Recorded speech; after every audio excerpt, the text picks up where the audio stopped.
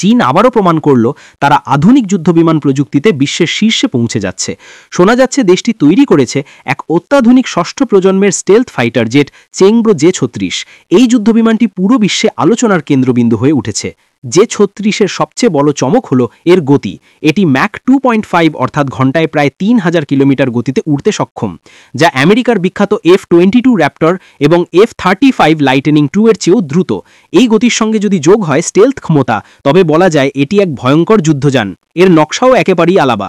বিমানে নেই কোনো উল্লম্ব লেজ, এটি একটি টেইললেস ডেল্টা উইং ডিজাইন, যা রাডারের চোখে পড়া প্রায় অসম্ভব করে তোলে। বিশাল 24 মিটার উইংস্প্যান সহ এই ফাইটার জেট আকাশে যেন এক দৈত্যাকার শক্তির প্রতীক। গত 27 ডিসেম্বর চ্যাংডু এয়ারক্রাফট কর্পোরেশনের ফ্যাক্টরি এয়ারফিল্ডে প্রথমবারের মতো আকাশে ওড়ানো হয় এই 3 ইঞ্জিনের জে-36কে। উল্লেখ্য বিষয় হল, একই প্রতিষ্ঠান আগেই তৈরি করেছিল চীনের পঞ্চম প্রজন্মের বিখ্যাত জে-20 ফাইটার জেট। ভিডিও ফুটেজে দেখা গেছে ত্রিকোণাকৃতি জে-36 আকাশে ওড়ার সময় কোনো উল্লম্ব লেজ নেই, বরং 3টি শক্তিশালী ইঞ্জিনের নজল থেকে নিরবিচ্ছিন্ন আগুনের রেখা ছুটে যাচ্ছে। ধারণা করা হচ্ছে এটি শুধু মানুষের দ্বারা চালিত ফাইটার নয়, ভবিষ্যতে ড্রোন সমন্বিত যুদ্ধ ব্যবস্থারও অংশ হতে পারে।